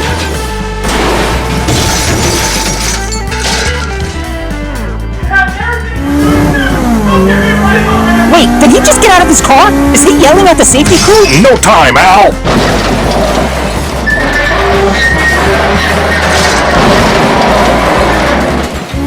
Celica blocks! MR2 makes it across the line! Yes! Someone wins a heat! Alright. Finally, a successful heat. coming down Nevada, we see the 2000 GT went for a block, trying hard to keep that Supra's horsepower in check. But in the bottleneck, the Supra downshifts and swats the 2000 GT to the side like a fly at a picnic. Then in the corner, it looks like the 2000 GT driver gets out of his car to yell at the members of the safety crew. I've never seen anything more unsportsmanlike in all my years of broadcasting. He's just feeling a little ornery because I asked him if GT stands for Got Torched, and the 2000 was the number of times that hunk of junk has gone ablaze. Now, let's keep it professional here, boys. Seriously? You just ate ham hocks off his car? Only because I've never had them with cinnamon on them before. But look at the way the Celica takes the lead while in reverse coming down the canyon. And he sees the MR2 is gonna pass him right before the line, so he tries a last-ditch effort to block. And while that sends him spinning, he still crosses the line. He may have gone hard into the junk, but he's also gone hard onto our scorecard. After 2 scoreless heats, the MR2 takes a huge lead. The final heat. MR2 is a lock for the tournament, but what happens if we get another scoreless round, Al? We'll have a 3-way tie for second, all with 0 points. Heck, after the way the 2000 GT just spoke to our safety crew, I say we send one of them. I mean, isn't the blue plow a Toyota? Why, yes it is. It's a 1965 FJ45 pickup. Perfect. Nobody wins. We'll send him. Great. One more for Team Then. You know what? I don't even care anymore. 3, 2, 1, go! Make it loose! It's a battle! The GT on fire again! Supra gets wild! Celica flies off! Supra across the line! MR2 back into the junk! Well, that all just happened. Now in the replay we could see that Gabriel Scott in the GT goes for a pit maneuver against Dexter Hall in the Supra. But the Supra straightens out and takes a big lead in the bottleneck. Then the Celica and the MR2 double-team the 2000 GT, sending him slamming into the inner wall and some of our safety vehicles. And that sore loser goes up like a tinderbox. I'm guessing he can now call that car the 2001 Got Torched. Plus, and he's lucky I'm all out of ham hocks, cause I'm in the mood for seconds. Well, someone else who was lucky was the Supra because he loses control and goes pinballing through the bottleneck and somehow avoids going over the cliff. Well, someone who was not lucky is the Celica because while he's trying to catch up to the Supra, he just clips the edge of the big rig and that sends him flying off the track. Then the Supra goes all out across the line using the junk to stop him. And for the last time, the MR2 goes into the pile of junk. Well, thankfully, our plow will remain safe and sound in the safety station, because the Supra just put another member of Team Now in the tournament. With that win, he gets 5 points, securing his overall second place after the MR2's 8-point total. With some hard crashes into the junk, Benjamin Webb has managed to win tonight's race and will be advancing on to the tournament. And like I just said, pulling out that last-minute win, Dexter Hall will be joining him. And unfortunately, Ewan Graham just couldn't get it done in the Celica. And his chances end here. And finally, we get to say good riddance to the worst sport in all of Diecast history. The 2001 Got Torched. You shouldn't talk about him like that. It's likely to burn him up. Well, while everyone cools down around here, we hope you'll come back and join us next time for our last qualifying race, as we race one of the original hot hatches, the VW Golf. We are back for race 8, the last qualifying race. That's right, Al. These 4 Volkswagen Golfs are competing for the final 2 spots in the tournament. So let's get right into it and meet today's racers. Up first for Team Then, it's this showroom quality classic, the 1976 Golf Mark I. All the way from Sofia, Bulgaria, it's driven by Candace Hahn. Hey, here at the Scrapyard, we have a Candace too. I wonder if they're related. We're not related, but I could definitely use all the Candace I can get because I'm real busy working on the next one and done challenge. So all you race fans better subscribe to our channel so you don't miss it, sugar. Moving on. Next, the 1990 Golf Mark II, and this one's all the way from Maputo, Mozambique, and it's driven by João Monteiro. I think it's pronounced João? João? It's Portuguese, and it's pronounced João. How is it that you can speak Portuguese, but you have such a hard time speaking English? That's because I don't speak English. I speak American. Gentlemen, please. Up first for Team Now. Oh, no, you don't. Up first for Team Now, it's the 2006 Golf Mark V, driven by Zach Taylor. From right here in the good old USA, he's from Phoenix, Arizona. And finally for Team Now, it's this 2012 Golf Mark VII, driven by Stephen Bennett, who comes all the way from Bamako, Mali. And since everyone seems to be loving the excitement and drama of a tighter 4-heat competition, we're gonna finish off these qualifiers by making this event only 4 heats as well. Okay then, Al, we literally have racers from all over the world today, and they didn't travel this far to hear us chit-chat, so let's get up to the guillotine gate and get this race started. Here we are at the guillotine gate waiting for the safety officials to clear the track. Up front, it's Candace Hahn in the Mark I in Lane 1, and to her right, it's João Monteiro in the Mark II in Lane 2. Then in the back, it's all Team Now, with Zach Taylor's Mark V in Lane 3 and Stephen Bennett's Mark VII in Lane 4. The officials have given us the all clear. This final qualifier is a go. 3, 2, 1, go! We are off! They keep it tight! Whoa! Big mess in the turn! João is all alone! He hits the wall! Boom! He stalls out! Looks like this one is all over. Let's get to that replay. Wow, I really thought all 4 were going to make it across the line. We had such a clean start. They even keep it relatively clean coming down Nevada as they jockeyed for position. And they line up single file coming out of the bottleneck, like they're all trying to pick the best line to hit the apex in Carmine Corner. But things go very wrong into the corner. João hits a bump and goes airborne, and Candace flips her Mark I. And the boys from Team Now try hard to avoid, but there's nowhere for them to go. Stephen Bennett flips his Mark VII, and Zach Taylor ends up underneath Candace. And amazingly, João manages to get his car in reverse and comes down dead center of Clunker Canyon all alone. But he hits the wall coming into the boulevard, which sends him flying across the track into the opposite wall. And he hit it so hard, his emergency shutoff kicks in and he couldn't get that little red hatchback restarted. Unfortunately, something else that couldn't get started is our scorecard. With no one crossing the line, it's zeros all across the board. Back at the gate for Heat 2. Looks like the racers are keeping the same start positions as Heat 1. Great! Then let's not waste another second and get to that countdown. 3, 2, 1, go! Huge block! João is on his way! They hit the camera! João is missing! Candace wrecks! Team Now in full force! Hold on! Yes! At least one makes it across!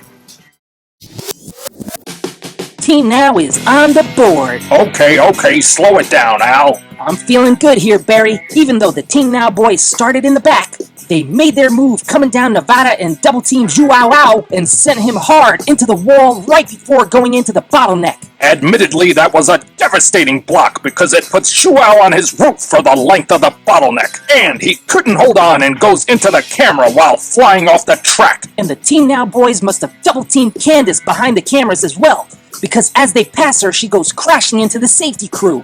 Then, knowing they're all alone, Stephen Bennett takes the moment to show off and drifts coming down Clunker Canyon. But that showboating cost him because he hits the wall coming into the boulevard and can't recover. It doesn't matter, Barry, because a crash into the tires is still over the line, and that's still good for a win. Even though Zach Taylor hit the handbrake in the orange Mark V right before the line, his teammate was able to crash his way over the checkered flag and put some big points on the scorecard. Heat 3, Joao Montero in the pole position, Zach Taylor in the orange Mark V in lane 2. Then points leader Stephen Bennett is in lane 3, and finally Candace Hahn is in lane 4. 3, 2, 1, go!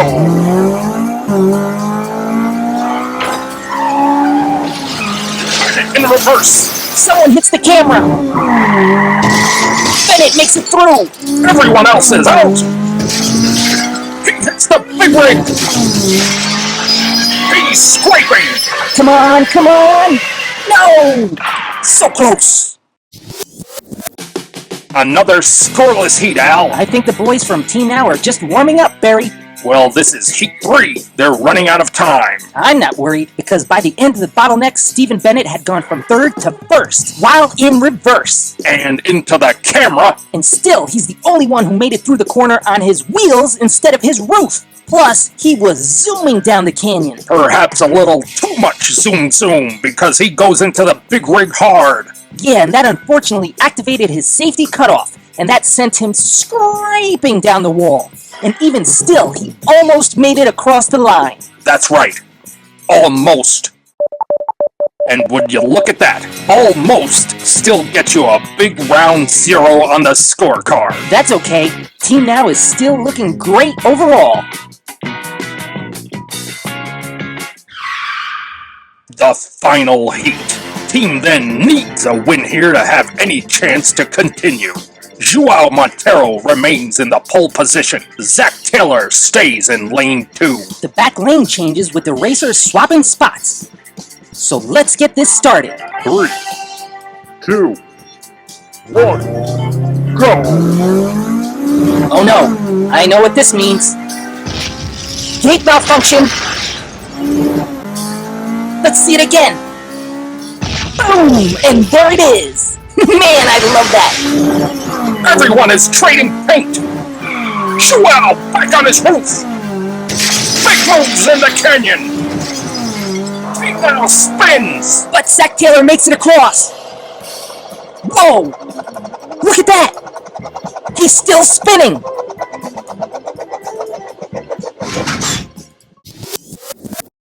Well, here we have what seems to be a staple of the Then vs. Now challenge. A gate malfunction. Maybe they should use actual staples to try to hold that gate in place. Luckily, the racers had all made it well past Nevada by the time it hit. Yeah, they were all too busy trying to pass each other. Just look at all those back and forth moves. And again, it looks like Joao moved a little too much because he was back on his roof. And check out Zach Taylor. He hits a bump and that launches him into the big rig and sailing through the air. And Bennett takes out a few clunkers following close behind. And by the time they get into the boulevard, all 4 racers are in a spin. But only one manages to spin across the line. And keep spinning. And spinning. And spinning. And spinning. Okay, we get it, Al. Zach Taylor not only spun across the line, but spun his way onto the scorecard. And with that, we have both members of Team Now advancing to the tournament. I think that's a first in Scrapyard history. Like Al just said, having been the first person to put a win on the scorecard, Stephen Bennett will take his 2012 Golf Mark 7 to the tournament. And joining him will be Zach Taylor in the 2006 Golf Mark 5, who pulled out a win in the last heat to make history. And this is the point where we'll all be saying, Hold on a tick. I got this one. While I'm sad to see him go, I'm glad to see him leave. Because although the 1990 Golf Mark II traveled all the way from Maputo, Mozambique, I don't think I could take another race where these two professional announcers mispronounce João Monteito's name. Wow, Bob, I still don't know why you'd know how to speak Portuguese. Heck, I could write a book about things you don't know. Anyway, this is where we also say goodbye to Candace Hahn in her 1976 Mark I. But don't forget, you'll be saying hello to this candy when the One and Done Challenge starts real soon. Not so fast, Candy. Before that tournament, we have to get started with this tournament. That's right, and like we keep saying, it's gonna be huge. In fact, it's so huge we had to break up all 32 racers into 2 groups. And here's a quick look at the brackets for Group 1 and Group 2. And if you take a really close look, Race 8 of each bracket has 3 question marks. And you'll have to tune into that race to find out what the mystery reason why is. But until then, please be sure to subscribe to our channel and turn on the notifications so you don't miss it. Until we meet again, you can check out our playlists and our shorts for even more great Scrapyard Diecast racing action. It's the then versus now challenge. 3,